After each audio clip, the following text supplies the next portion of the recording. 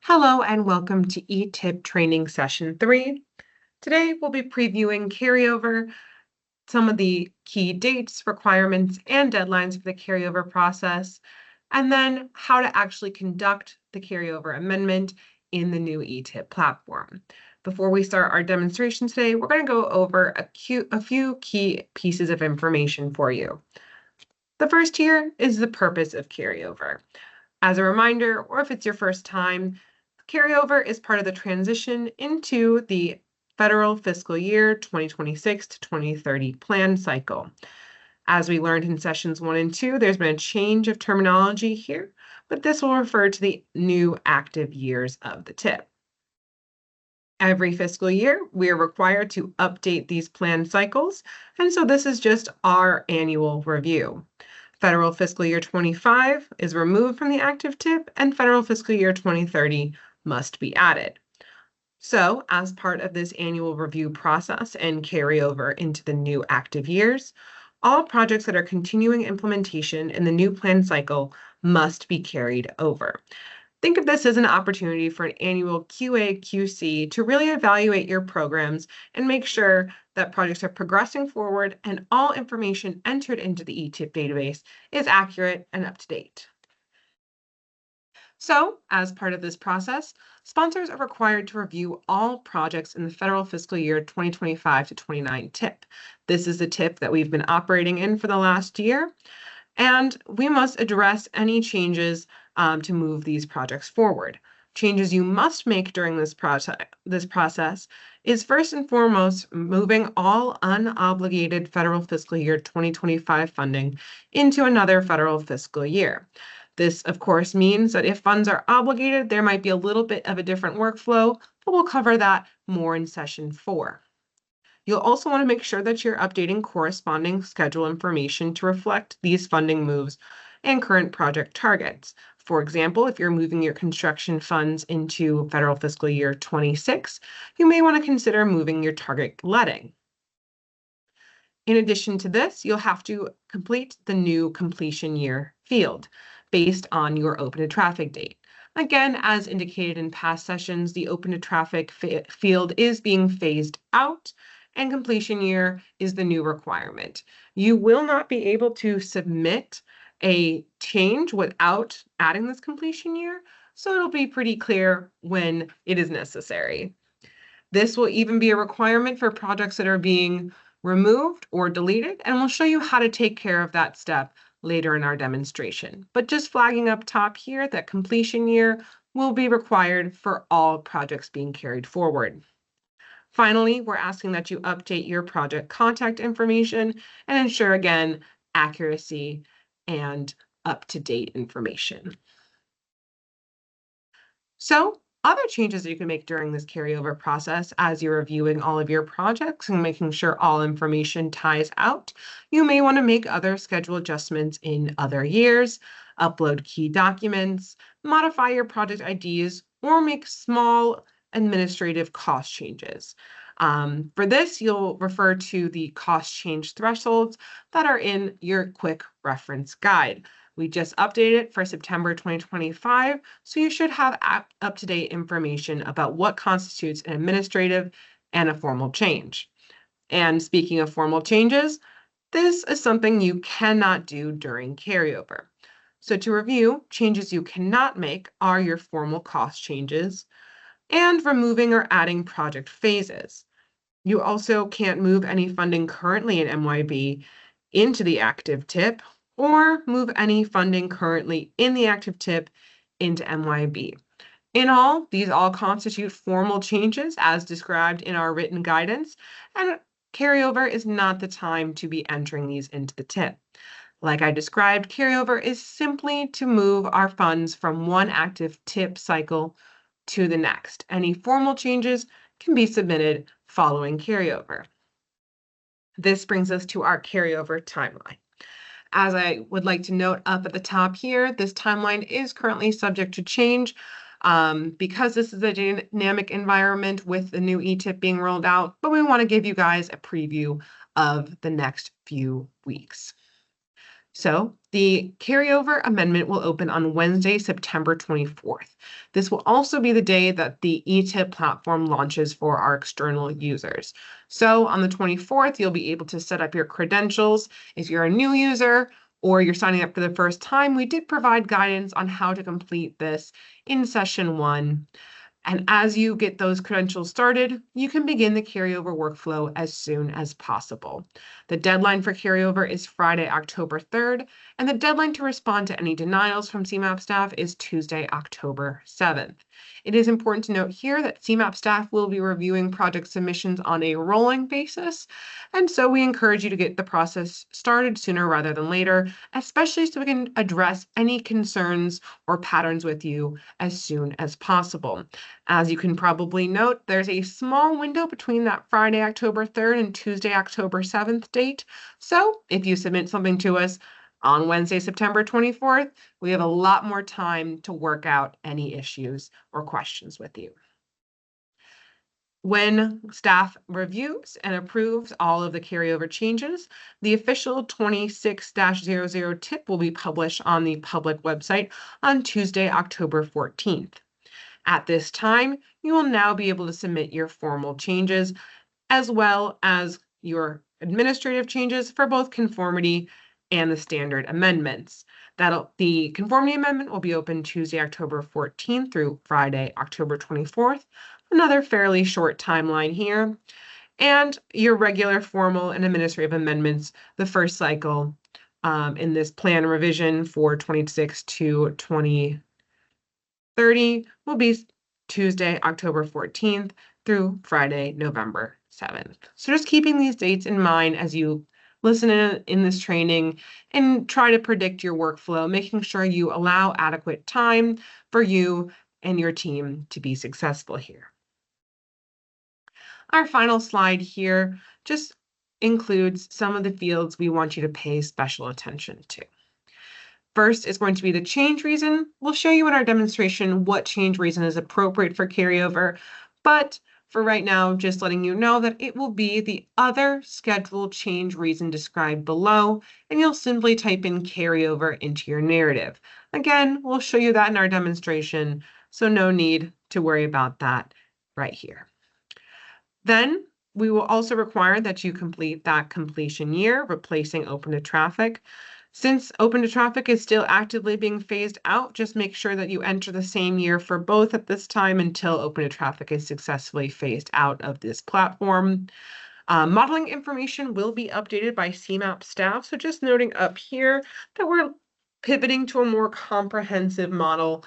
And so the data entry will be just a little bit more robust. CMAP is switching from bidirectional modeling information to collecting information in each direction. Again, CMAP staff will be completing that for this year's carryover, just as part of the platform migration and understanding constraints on everyone's time and workload, but verify that that information looks accurate and up to date for all your non-exempt and exempt tested projects.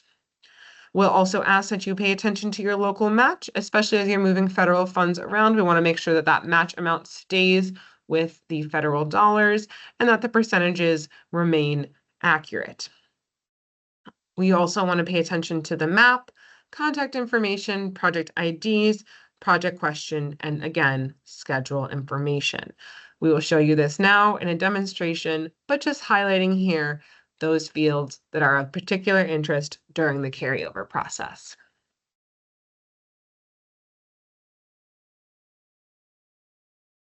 So we'll now switch over to that live demonstration. Opening the eTIP platform for you all. Here is our main dashboard. And so for today, we'll first start by showing you how to do some filtering, sorting, and searching to identify the projects for your carryover workflow. And so you click onto the projects dropdown and again, select projects. And as always, it's good to get in the habit of clearing all. The platform here likes to remember your last searches. And so if you want to make sure you're capturing all of the possible projects, that there's no lingering filters or limitations to the results you're seeing, again, clicking that clear all button. Another note as we begin this demonstration is that this is still a test environment, so some of this information may be incomplete, and some things may change before production goes live. Also noting here that I have sponsor access to every organization. So when I see 7,000 projects here, this will not be the view necessarily when you go to view your organization's projects or begin carryover. But nonetheless, let's show you how to start applying some filters to this advanced search list to find the appropriate projects and find a good workflow for your carryover process. So most importantly, you're going to go over to plan cycle, and you're going to want to select the 25 to 29 tip. This will help you identify the projects that are in the active tip currently. Next, you want to make sure you have the appropriate lead agency toggled on. So if you're working for more than one, say you're working with the DOT as well as the council, you can have both of those selections made here. But for today's example, we'll go ahead and select I.D road, D1 highways. Here you have a list of all of the I.D1 highways projects in that 25 to 29 tip. You also have the option to apply additional filters and columns here. One thing that we recommend for the funding filters on this list is you can pick a fund source. So say you are working with multiple people doing the carryover process in your organization, and I'm just paying attention to my NHPP funds. I can go ahead and refine the list further. As we noted up top, the most concern is for projects with funding in federal fiscal year 25, as this year is ending at the end of the month here. And so perhaps I just want to view the 25 projects first to make sure that those are my priority projects. Here again, we have a nice, more refined, more manageable list. I also encourage you to make use of the additional columns option here. For this process, you might want to toggle on ACCCP to understand the obligation status of funding. And you may also want to do the open to traffic here.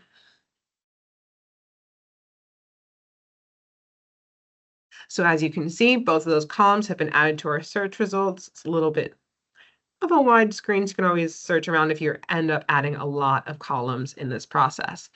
But here we can start to do some sorting now that we've filtered down our project list. So let's say, for example, we want to look first at projects without obligation. So we'll go ahead, filter it down, sort it this way. And now you can see a list of projects coming up with NA. This means that none of the funding is in obligated status. That's advanced construction or advanced construction converted phase. All of this terminology will as well be included in your quick reference guide in the glossary.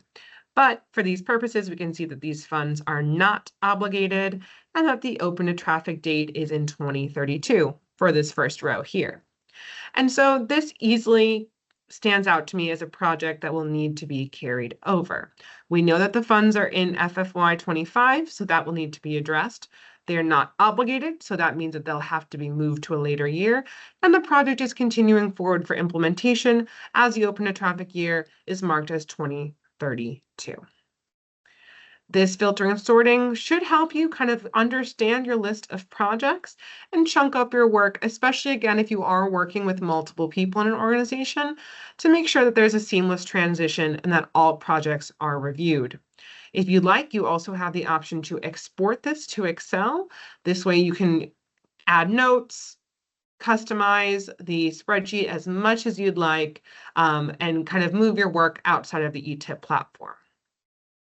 You also have the option to save this as a filter preset. So as you start and stop your workflows for the day, you can always add this, for example, as I.D1 highways, FFY 25, NHPP. And so we're very clear on what we're looking at. This isn't a complete list of every project, but a subset that kind of helps us work through them. And now we have that there. And again, if you want to see that larger list of projects, just clear all. An important note as you're adding that ACCP column, if you do choose to, as you can see when I cleared it, it removed that column as well. But if you do choose to use that, just because funding is obligated does not mean that the project won't be carried over. The project itself should still be submitted on the carryover amendment. That funding can just stay in FFY 25 if it was obligated and expended in that fiscal year. We'll get more into the nuance of this in session 4, but just making sure it's clear at the top here. Now that we know how to filter and sort our projects in the advanced search feature, we'll go into examples of how to actually initiate the carryover process. Again, I do want to note that in session 4, you'll be looking forward to a little bit more of how to identify projects for carryover and track your progress through your workflows. You can use a lot of the reports for this, and that's something you'll see again in session 4. So for today's purposes, we'll start with our first example project here, 04250012. Here's my project. As you can see, this project is in accepted status. This will be pretty much every project you touch during carryover since our last amendment ended with the 2511 amendment. Everything should be accepted and you're ready to kind of put it into draft as you initiate your carryover amendment. At the top here, you also want to notice that the last revision was 25-05, which means it has seen some changes in the last fiscal year. So you just get a sense of when the last time this project was updated. We'll scroll down here to our programming information. Like I said, it's going to be chiefly important for your carryover review. And here we see that all of our funding is in 2025. We can also note in our ACCP column that it has NA, which means that none of this funding has been obligated this fiscal year. I think it's helpful as well here to toggle over to the schedule info tab just to get an idea of how the project has been progressing. Here we can note that it has a target letting for construction of June 2025, which is in the past. We also have a current implementation status of 30% plans completed and an open to traffic date of 2027. So there are some alarm bells here that should be going off. It's a little inconsistent between the letting and the current implementation status. If the project was let, we're going to want to make sure we update that implementation status, or vice versa. If the project was not let in June of 2025, we want to make sure that this here is updated, or we might need to update both. So you can start to see the logic that flows through the carryover project. You want to make sure that all these little details on each project entry tie out. So we'll toggle back to our programming tab and initiate that amendment. So to start your carryover process, you'll select Amend Project. Here you'll want to put it onto the 26 to 30 TIP plan cycle. So you'll see this is out with the old and in with the new. For your plan revision, you'll select 26-00. It's your only option, so should be pretty easy to continue forward. Again, as we've prefaced in our earlier PowerPoint, you're going to want to select Other Schedule Change described below. Then in your narrative, you're simply going to type in carryover, no dashes, no numbers, no additional information here. We want to be consistent in our reporting, especially to our CMAP committees and external partners. So just the word carryover. And from there, select Amend Project, and you've now put your project into draft status. One thing you'll notice here is that it does note that there are missing requirements, and down here that you need to select a completion year. So like I acknowledged in the earlier portion of this training, this will be required for each and every project. We'll go ahead, scroll down, and we can start by adding that completion year. That's in our location information. We already saw in our schedule information tab that it was 2027. So there we have it documented. It's consistent with the schedule information, and we're all good to proceed down. For our funding in federal fiscal year 25, we'll simply move it to 2026. You'll note here that as we moved on to the new plan cycle, 2025 is now under prior TIP years. So you'll scroll up and select 26 in the active plan cycle. And we're moving our match to go along with it. Before we move over to the Schedule Information tab to make the required changes there, just make sure you select Save Changes so that your progress in the Programming tab is not lost. We'll go over to our Schedule Information again here, select Edit. And for this example, let's say that we need to move both the letting and the current implementation status. So let's say we're now targeting the February 2026 letting. This is consistent with the funding move that we made. And let's say that the plan has moved forward and we're now at 90%. So we're on track to meet that letting. There's still a few milestones and final details to be buttoned out. But just for example, this is how you'd want to make those changes. Again, we'll save changes before we move into our other tabs. And so now that you've made your most important changes addressing the programming information and the schedule information, we're just going to want to click through the other tabs to make sure that our information aligns with our knowledge of the project. So again, just taking a look, making sure everything is complete and accurate. In this test environment, none of our maps are imported yet. So right now, for all examples, they won't be there. But if this is the case and it just hasn't been mapped yet, this is your chance to enter it in. Same with your project IDs here, confirming that your contacts are up to date. And if you need to add any additional project IDs. Moving through to your attachments, revision history. Our project questions are a little bit new in this eTIP platform, so taking a look through those quickly. Right now, we don't have any questions configured as we are in this test environment. Post go live, there will be questions here, so just make sure you're taking a look. We've already handled our schedule information. There aren't any related projects. And project delivery won't go live until later in December. More information to come on that shortly. So now that we're comfortable with all the changes, we've verified all the information in every tab of the project. We're just going to scroll down to the bottom here. You can see we have our selected change reason, but it's important to note that we also made changes to the schedule. So we want to make sure that's captured before it's submitted to CMAP for review. Go ahead again, select Edit. Here you're able to revise what you've put. You want to keep that other schedule change reason described below so that we know this is carryover, but we also want to include that updated letting. So we'll add that in here just so that CMAP staff has a clear idea of what's going on with the project and what updates you've made. And to make sure that everything makes sense, you can view the project revision comparison chart down here to see the change reasons that have been selected to ensure that the funding was accurately moved. You can look at the new plan revision it's on. That should be that 26-00. Again, here you can see that there was no cost changes. The federal and total project cost stay the same, and that we moved that target authorization. So now we're all good to save.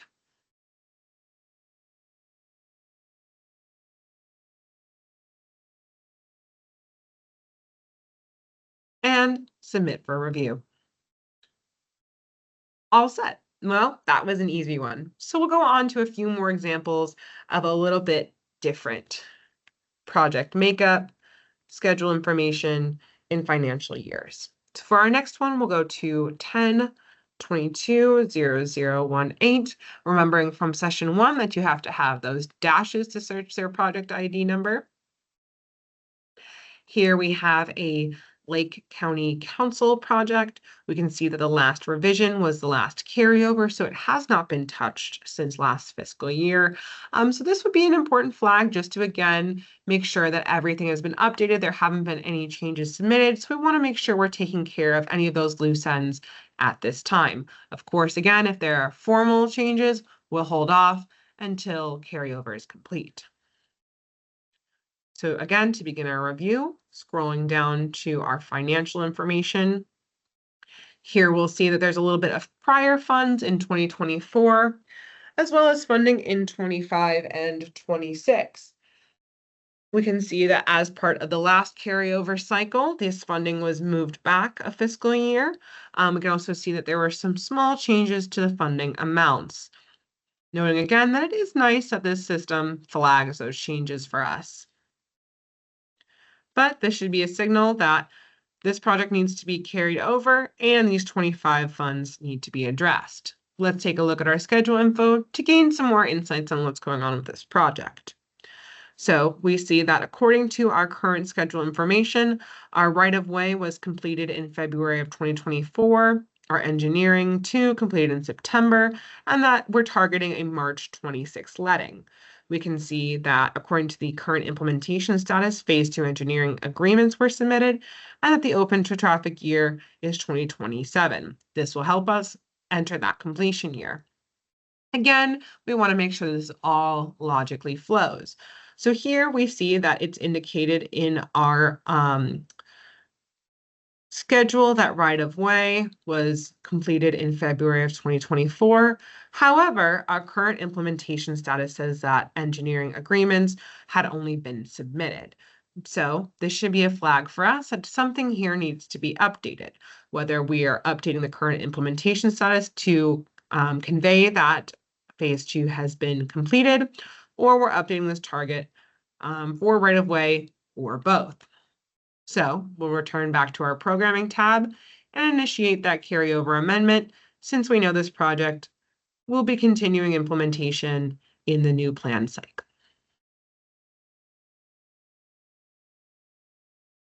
And again, you can just search or change reason up, nice and easy there. And we type carryover.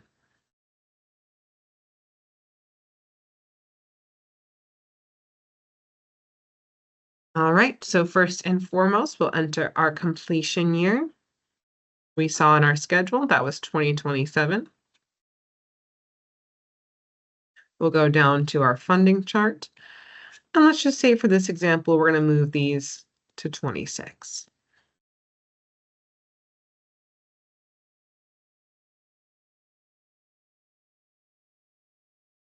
Since we saw that we're targeting that construction letting in 26, we'll keep those funds there for now. You could move them as part of this process if you were aware that they needed to be moved back for any reason, but it is not necessary. They're already in the active plan years. We'll leave them as is. Because we have a lot of funding here, we are able to scroll over and just kind of see the breakdown by phase. Here we can see that the funds we're moving into 26 we're not obligated and they are right-of-way funds. So just an example here, we'll assume that the right-of-way is still underway and we'll have to update that schedule information as well. So again, saving those changes to make sure they're maintained. And we go to our schedule info tab and update this. So say here, we're going to move that to 26 and update the implementation status underway. This is just an example here of how this workflow can be completed. Every project is unique, and make sure that you're just keeping an eye on the actual progress projects are making. Now this information aligns with our financial changes. We've made these updates. And again, you're going to want to just toggle through all those tabs there to make sure all that other information is complete and accurate. Ooh. And you can see here when you push your back button in the tip that it will take you all the way back. So we'll just search that project back up. You can see it's in draft. And here, our key critical information is changed. Our fiscal years are updated. Our completion year is entered. We'd want to capture again those change reasons for the target letting our authorization.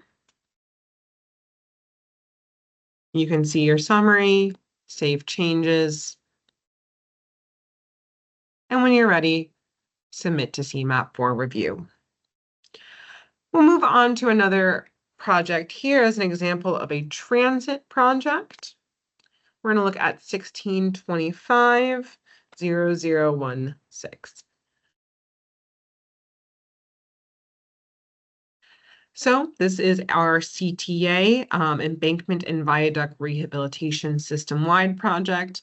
So to note for our transit users watching this video, we want to highlight that there are some differences with transit that may be unique to your workflows and process here. So the first and foremost is that system-wide projects or acquisition projects won't have a map. So it wouldn't be uncommon for your map to be incomplete. This shouldn't be a red flag. Everything is okay. You know that yours is not on a defined street. Here we can see two, typically that all the funding is in implementation. So you're not going to have any of that ACCP information completed here. So just noting a few of the differences up at the top. But as far as carryover is concerned, the most important thing here is noting again that our funding is in fiscal years 28 and 29. So this means that the funding itself won't actually have to move for the carryover to proceed. We can tell that this project still has work and that it's being implemented during the new plan cycle. So we will have to initiate the carryover amendment, but all we'll have to do for something like this is insert that completion year and just verify again all the other project information included. So we'll go ahead and amend into the 26 to 2030, 26-00, other schedule, and carry over, amend. And here we have the project in draft status. You can see again, not ready to submit. Say we did try to submit this without our completion year.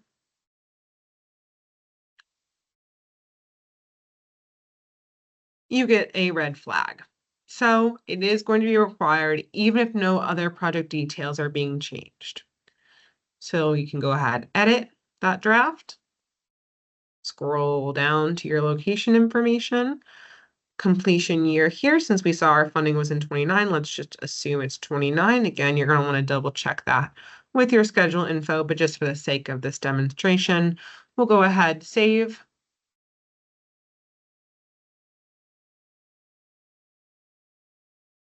And then submit for review. Nice and easy.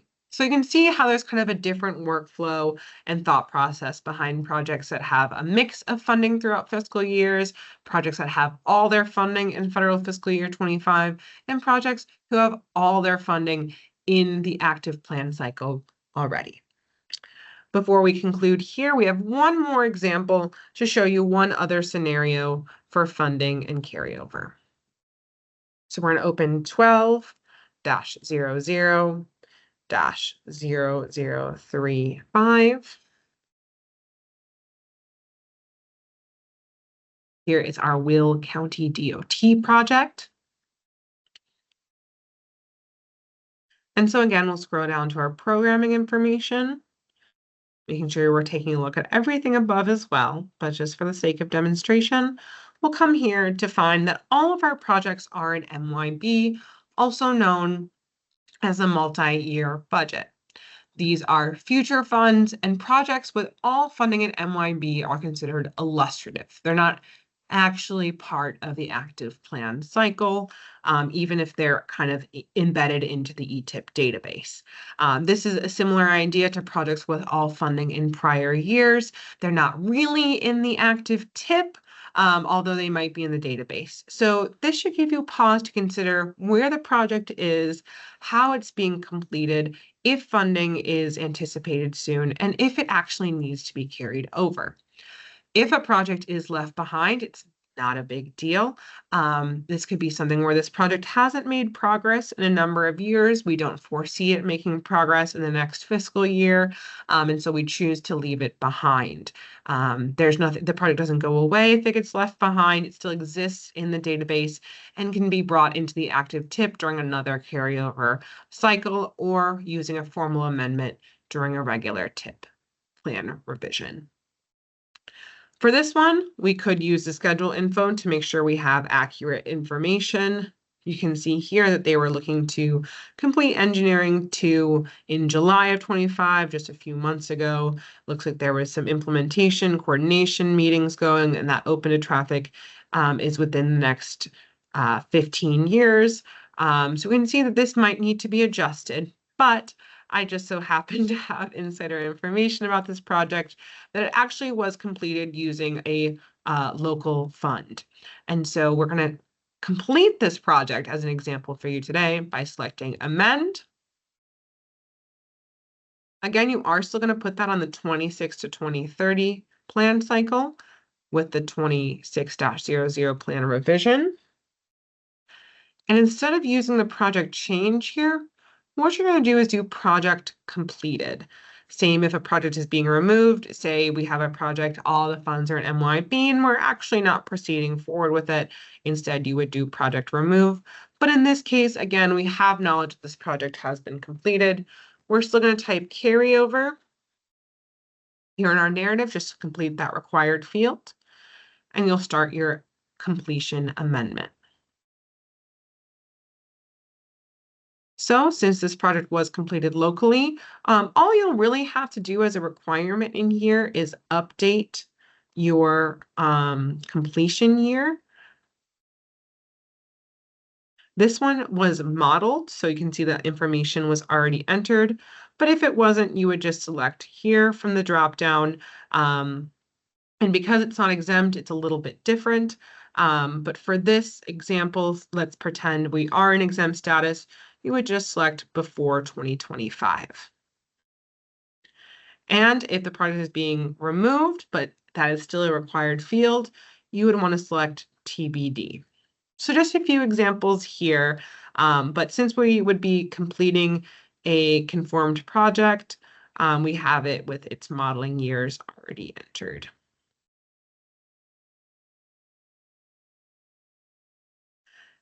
And again, since this was completed with some local funds, you might want to just scroll down, enter what those funds actually were, just so we have an accurate project record.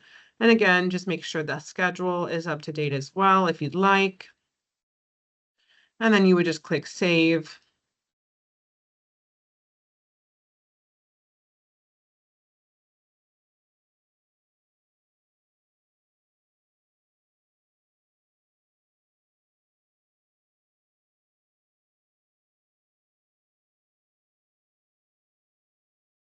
And submit.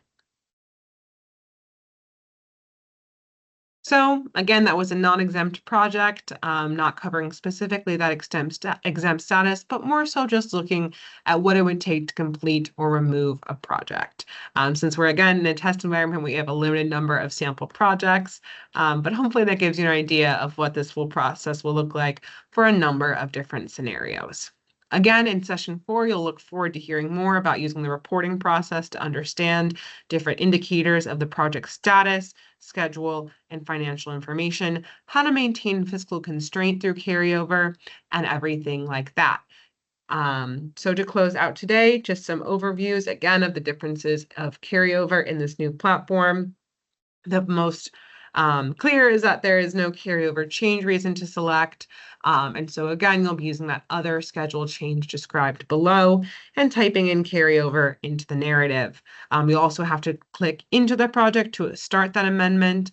As we've seen in previous sessions, it's fairly easy to search your project using advanced search or a search bar to locate them and begin your workflow. One thing I want to note too is as you start to submit, I know we submitted kind of a few of them here as an example, they'll start to populate in that pending review. So if you have your filter set to just 2025 to 29 as you're working through, you want to make sure that you clear all so that your submissions on our other amendment or on our other plan cycle are also included. Thank you so much for listening in to session 3, and we look forward to sharing more in session 4 and our subsequent trainings. Thank you so much and have a great day.